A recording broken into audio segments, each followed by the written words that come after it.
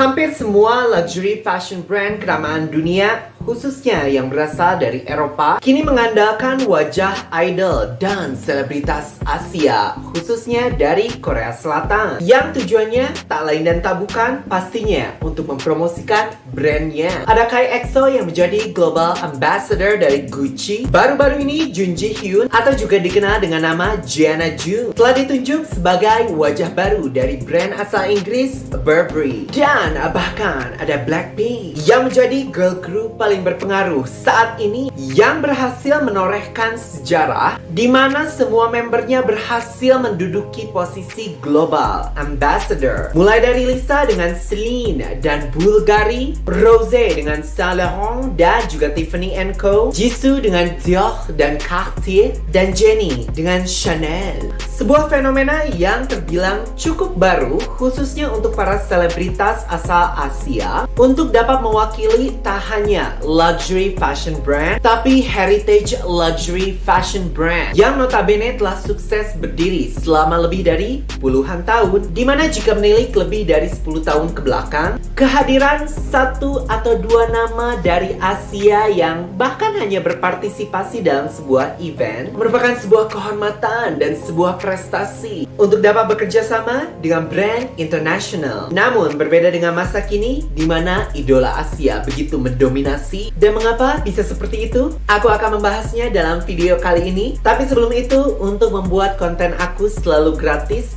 namun tetap berkualitas, please like and share video aku kali ini. Dan jangan lupa untuk subscribe dan nyalakan lonceng notifikasi untuk mendapatkan informasi, sejarah, berita, dan bumbu-bumbu gosip seputar dunia fashion melalui YouTube channel aku, Fendi Fashion Flash. Dan mari kita berlanjut ke pembahasan utama di video aku kali ini.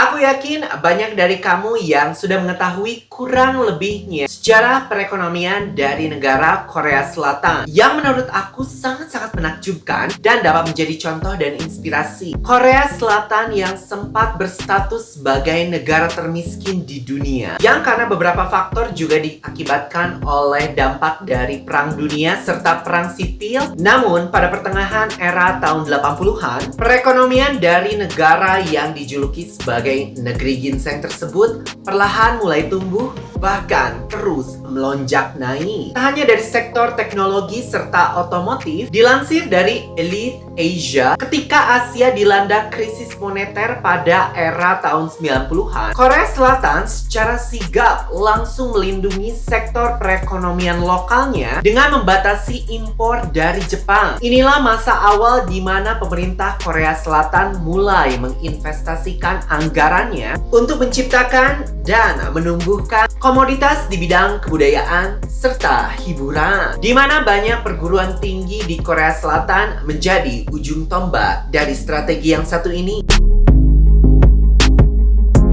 Dalam waktu yang relatif cukup singkat, investasi ini terlihat sangat-sangat menjanjikan dan mulai membuahkan hasil. Di mana hiburan asal Korea Selatan bisa bersaing bahkan dengan pemasok hiburan paling kuat di Asia pada saat itu. Di antaranya ada Jepang dan Republik Rakyat Tiongkok. Aku masih ingat ketika aku pertama kali oleh hiburan dari Korea Selatan, mulai dari Winter Sonata, Stairway to Heaven, Endless Love, Memories in Bali, belum lagi soundtrack-soundtracknya.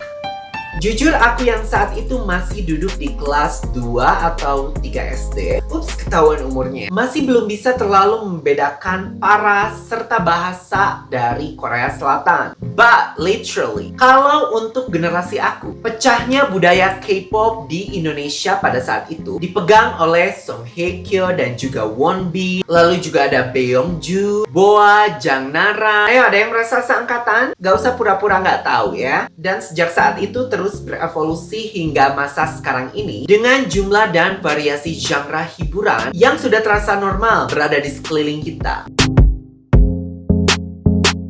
Jika menilik 50, 40, 30, atau bahkan 20 tahun yang lalu, luxury fashion brand seperti Dior, Chanel, Saint Laurent, Gucci, Versace, and so on and so forth, hampir tidak mungkin diwakili secara global oleh wajah dari Asia. You know, standar masa lalu itu sangat-sangat Eurocentris. Bahkan ketika brand-brand tersebut memasuki pasar Asia sekalipun, wajah-wajah yang digunakan tetap wajah-wajah dari negara-negara barat, mostly. Namun benar adanya bahwa roda kehidupan itu terus berputar. Seiring dengan lunturnya pengaruh serta berkurangnya kekuatan ekonomi dari negara-negara Eropa dan juga Amerika Serikat di masa sekarang ini, kini negara-negara Asia, khususnya industri hiburan yang kini dipimpin oleh Korea Selatan, menjadikan banyak idol dari negeri ginseng diminta untuk menjadi wajah dari jenama-jenama luxury fashion terkemuka di dunia. Tanpa perlu penjelasan yang terlalu panjang, aku rasa list idol serta selebriti Korea Selatan sebagai ambassador dari luxury fashion brand bisa menjelaskan kekuatan dan pengaruh dari tokoh-tokoh yang akan aku sebutkan saat ini. Please kasih aku revisi jika ada kesalahan ya di kolom komentar, karena saking banyaknya kadang aku jadi bingung gitu loh. Siapa yang masih dan yang sudah tidak, atau yang menjadi ambassador atau yang menjadi global ambassador. Dan aku yakin kamu para bias dari nama-nama yang aku akan sebutkan kali ini pasti akan lebih tahu. Jadi mohon bantuannya. Oke, yang pertama ada Song Hye Kyo yang menjadi wajah dari brand perhiasan asal Prancis Chaumet. Dan sejak 2021 lalu telah ditunjuk menjadi ambassador dari brand Fendi. Jana Jun atau Jun Ji Hyun sempat menjadi brand ambassador dari rumah mode Alexander McQueen, kini beralih ke Burberry. Dan ada satu hal yang cukup revolusioner ketika Chanel mengeluarkan lini tata rias untuk pria, di mana Lee Dong-wook sempat mengisi kampanye dari Chanel Boy Beauty yang juga diikuti oleh Park Seo Joon yang ditunjuk pada tahun 2020 lalu. Lalu ada Irene Red Velvet bersama dengan Chanyeol EXO yang menjadi ambassador dari Prada. Masih dari brand Italia, kali ini Gucci, ada Kai EXO yang menjadi wajah dari brand ikonik yang satu ini. Bahkan di antara yang lain, Kai EXO sempat menelurkan koleksi kapsul yang mengukuhkan statusnya selain sebagai idol tapi juga sebagai seorang fashionista. Dan digadang-gadang menjadi salah satu koleksi paling sukses dari Gucci, di mana rumah mode Italia ini turut menunjuk Shin Min Ah dan juga Lee Jung Jae sebagai duta globalnya. Jujur aku baru tahu bahwa aespa adalah wajah dari rumah mode Givenchy. Bahkan sempat ada isu bahwa mereka telah dipilih langsung oleh sang direktur kreatif Matthew Williamson, bahkan ketika mereka belum secara resmi debut. Sebuah prestasi yang patut diacungi jempol pastinya. Karena untuk girl group yang masih terbilang baru, namun sudah menorehkan prestasi semenakjubkan itu. Lalu tak ketinggalan ada BTS yang digayat oleh Louis Vuitton, yang membuat aku berpikir bahwa apakah bayaran mereka hanya bisa dipenuhi oleh konglomerat fashion sekelas Louis Vuitton, yang dimana dari segi influence-nya pastinya tidak main-main, sehingga bisa langsung menyabet satu grup. Bukan hanya satu orang, tapi satu grup. Pasti jumlah kontraknya sangat fantastis. Ada yang tahu detailnya? Coba komen di bawah, oke? Dan yang selalu menjadi trending topic pastinya ada Blackpink in your area, yang masing-masing di antara mereka menggandeng lebih dari satu brand. Di antaranya ada Lisa dengan Celine dan juga Bulgari, Rose dengan Saint Laurent dan juga Tiffany & Co, Jisoo dengan Dior dan juga Cartier,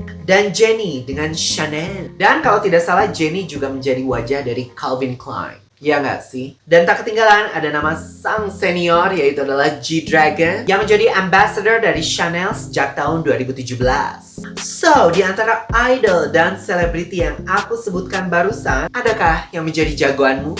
Atau ada yang aku lewatkan? Please bantu aku untuk tambah infonya di bagian komen di bawah. Pastinya supaya kita jadi sama-sama tahu, oke? Dan pastinya jangan lupa juga untuk like dan share video aku kali ini. Dan jangan lupa juga untuk subscribe dan nyalakan lonceng notifikasi agar aku bisa terus berbagi informasi, sejarah, berita, dan bumbu-bumbu gosip seputar dunia fashion hanya di YouTube channel aku, Fendi Fashion Flash. Demikian untuk video aku kali ini. Sampai jumpa dengan topik menarik di video aku selanjutnya di minggu depan. Have a nice day and bye-bye.